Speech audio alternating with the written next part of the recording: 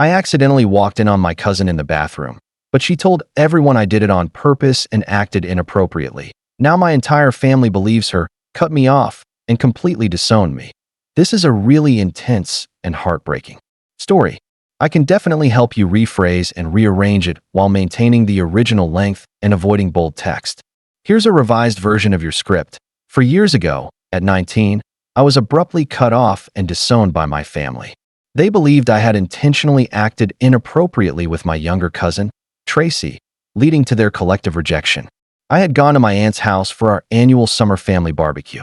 I was genuinely looking forward to it, especially since I hadn't seen my cousins in a while. Tracy, who was 15 at the time, and I had been close as kids but drifted apart as we grew older, which I suppose happens. While at my aunt's, I needed to use the bathroom. There's only one upstairs, commonly used by everyone. I knocked, heard nothing, and assuming it was empty, opened the door. Tracy was in the shower. I immediately closed the door and apologized through it. I felt embarrassed, but it didn't seem like a major incident. Accidents occur, and that bathroom door lock had been broken for years, something the entire family knew. I went back downstairs to help my uncle with the grill. Everything appeared normal. Tracy came down about 20 minutes later, seeming fine. We all ate and talked. I didn't give it another thought because, frankly, it was a split-second accident, and I had instantly closed the door and apologized. The next day, my mom called, crying, asking what I had done to Tracy. I was bewildered, having no idea what she was talking about. She then revealed that Tracy had told my aunt I deliberately walked in on her, stared, made her uncomfortable, and possibly did other things too. I stood there, phone in hand, feeling disoriented. What on earth was she talking about? I tried to explain to my mom that it was an accident, that I had knocked and heard nothing, and that I closed the door right away. But my mom continued crying, saying Tracy was traumatized. My aunt believed her, and the whole family was discussing it. I felt sick, realizing how insane this was, completely untrue.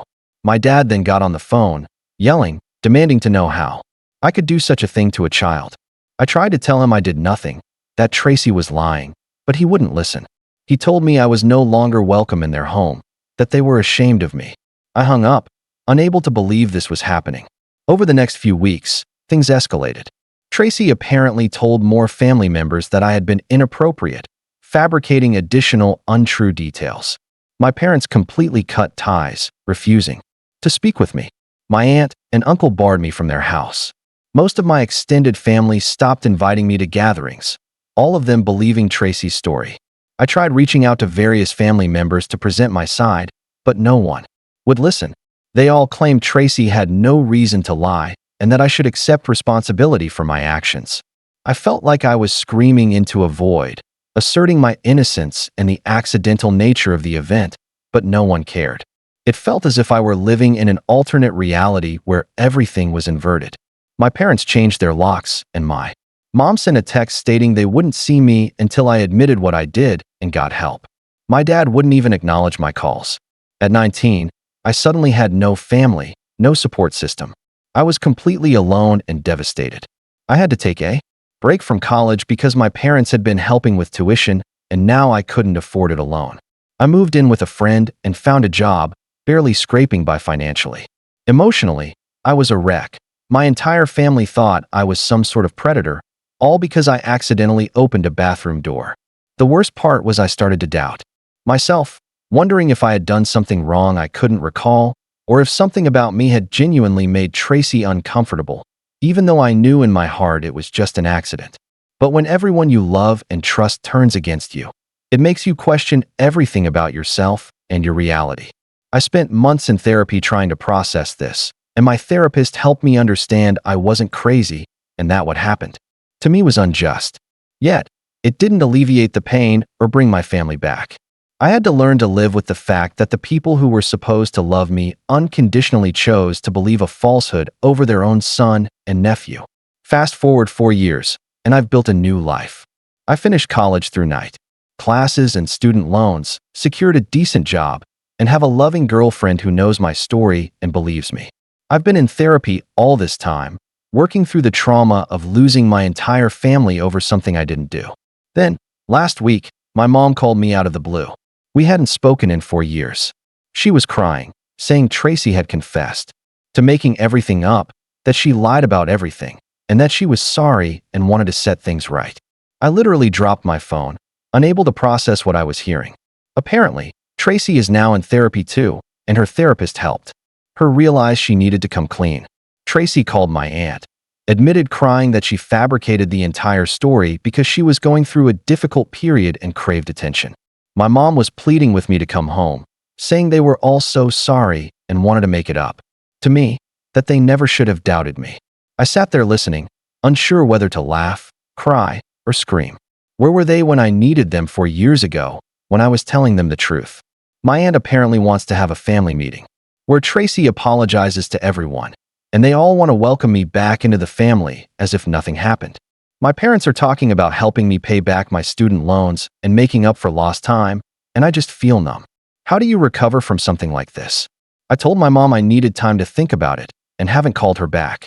Now she texts me daily, asking me to please come home, saying the family isn't the same without me.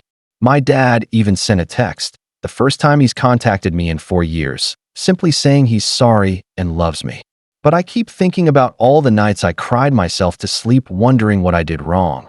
All the times I had to explain to new friends why I don't speak to my family. All the holidays I spent alone, and all the milestones they missed. I don't know if I can just forgive and forget, as they seem to expect.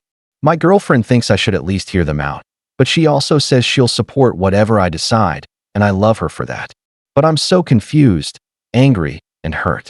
I don't know what to do, because part of me wants my family back, but another part feels like they truly showed me who they are when they abandoned me without even attempting to hear my side of the story. I guess I'm asking if anyone has experienced something similar. And how do you even begin to rebuild relationships with people who discarded you based on a lie? Is it even worth trying? Or should I just continue with the life I've built without them? Honestly, I'm terrified of letting them back in, only to be hurt again if something else happens. Update 1: I can't believe the number of responses to my post. I've been reading through them all, trying to decide what to do. Honestly, some of you have given me much to consider, and others have simply affirmed what I was already feeling. So thank you for that.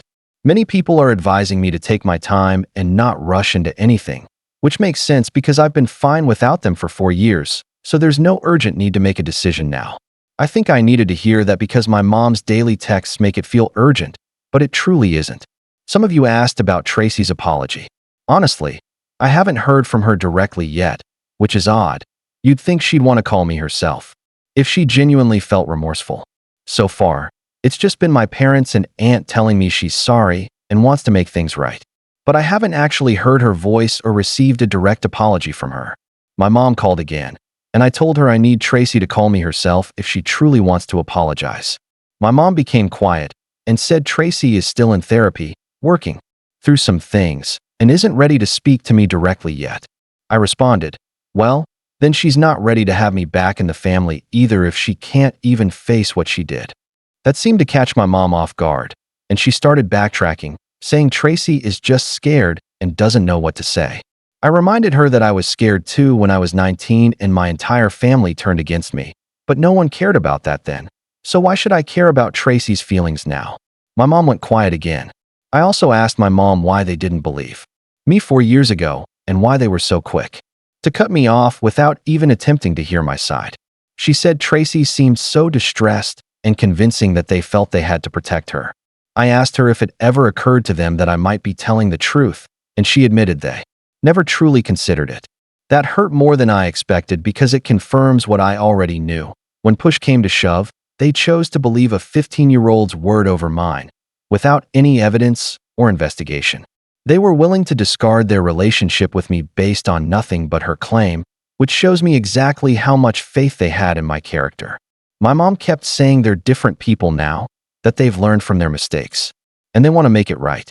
But I told her that I'm a different person now too, and the son they abandoned 4 years ago doesn't exist anymore. They can't just resume where they left off as if nothing happened.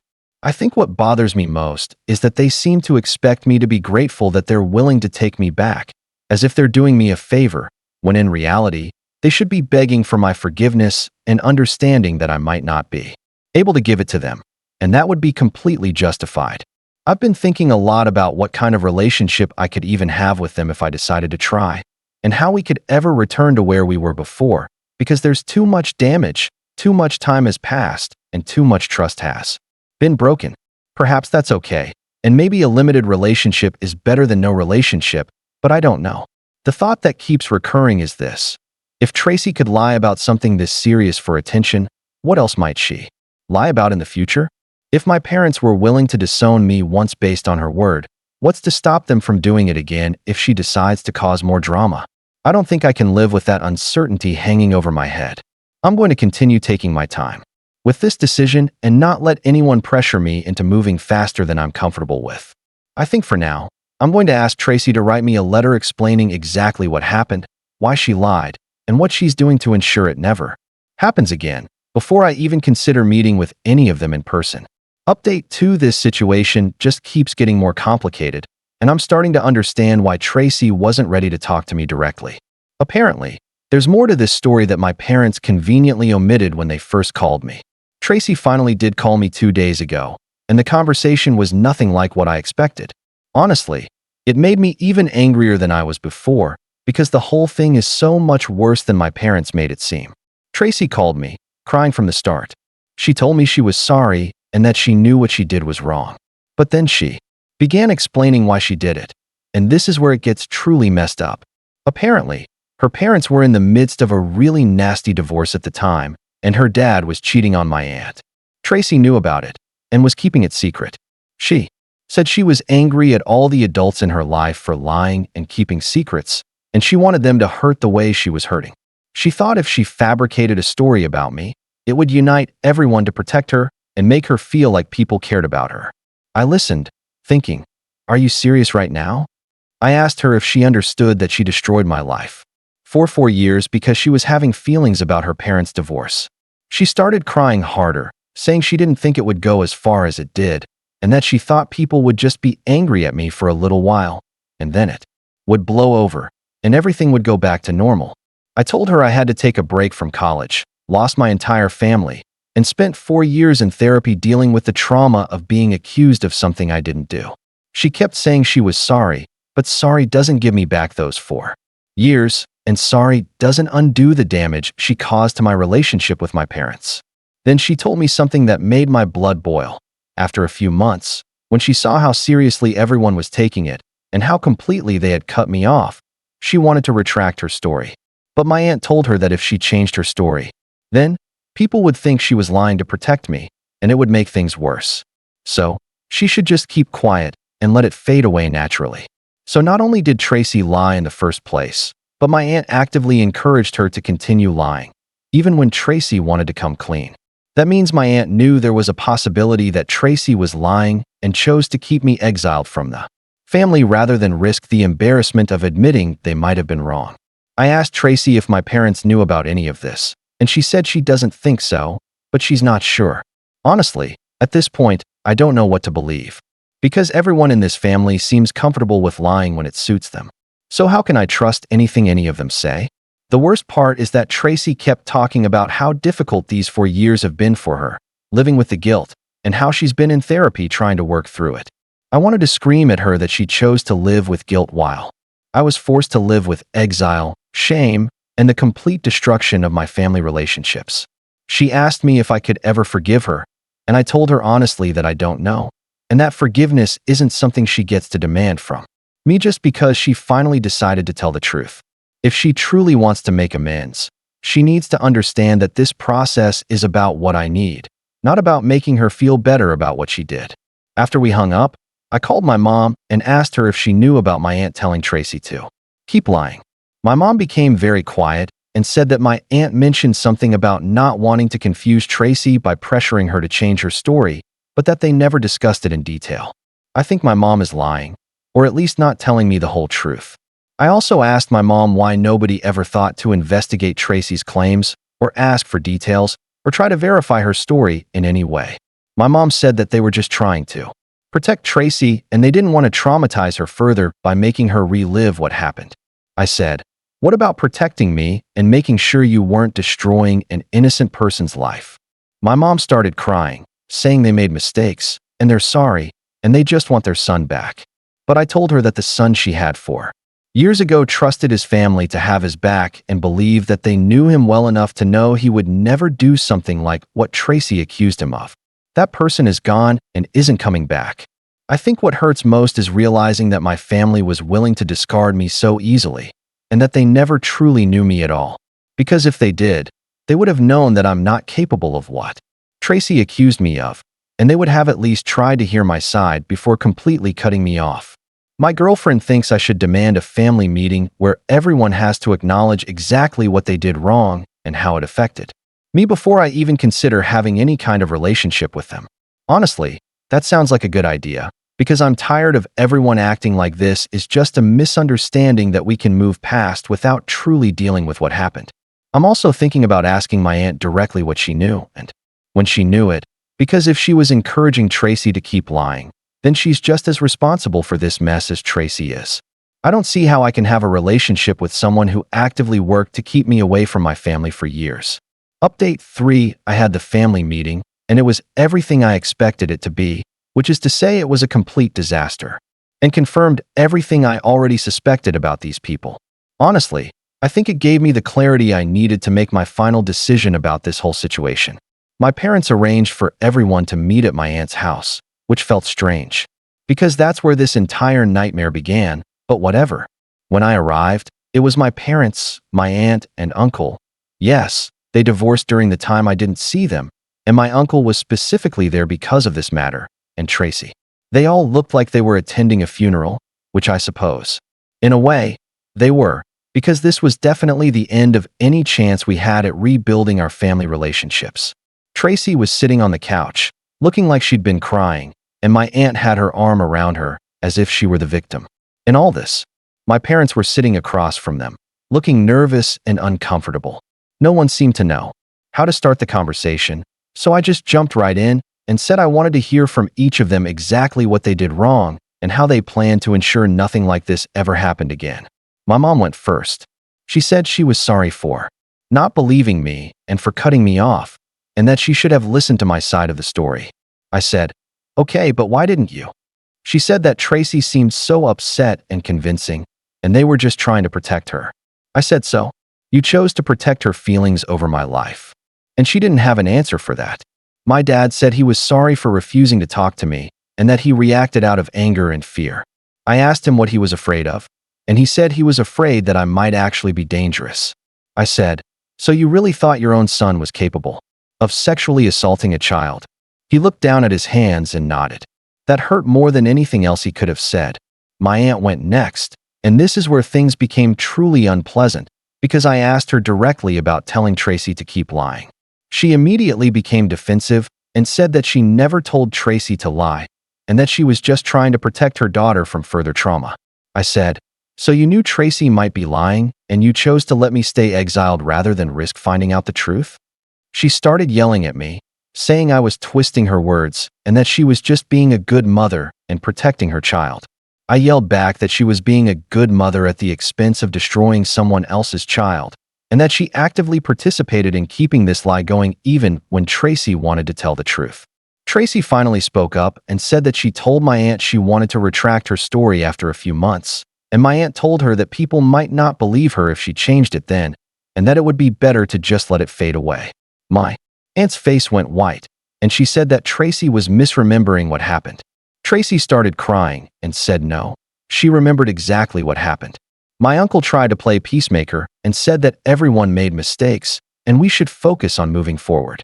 But I told him that this wasn't about mistakes. This was about deliberate choices that destroyed my life, and that some things can't be fixed by just saying sorry and having a group hug. I asked Tracy what she was doing to ensure she never lies about something this serious again. She said she's in therapy and learning better coping skills. I said, "That's great for you, but what about the next time you're upset about something? Are you going to destroy someone else's life to make yourself feel better?"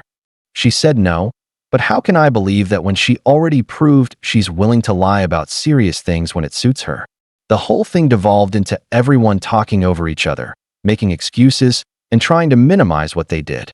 I realized that none of them truly understood the gravity of what they put me through, and they all seemed to think this was just some family drama that we could work through with enough apologies and good intentions. My mom kept saying that families forgive each other and that we needed to move past this for everyone's sake. I told her that I already moved past it by building a new life without any of them, and that I don't need their forgiveness or their family because I've learned to live without both. My dad asked what it would take for me to give them another chance. I said it would take a time machine to go back 4 years and have them believe me and support me when I needed them most. And since that's impossible, there's nothing they can do now to make up for abandoning me when I was telling the truth. Tracy asked if there was anything she could do to make amends. I told her that she could live with the consequences of her choices the same way I had to live with the consequences of hers, and that maybe next time she'll think twice before destroying someone's life for attention. She started crying again, but honestly, I don't care about her tears anymore. I told all of them that I appreciate them finally acknowledging that they were wrong, but that it's too little, too late. I've built a good life without them, and I don't see any reason to risk that by letting people back and who already proved they'll discard me the moment someone makes an accusation against me. My aunt became angry and said I was being cruel and unforgiving. I said that's rich coming from someone who spent 4 years being cruel and unforgiving to an innocent person, and that if she wanted forgiveness, maybe she should have thought about that before she helped cover up her daughter's lie. I left after that, and I've been ignoring their calls and texts for the past week. Honestly, I feel lighter than I have in years because I finally have closure, and I know for certain that I made the right decision in building a life without these people.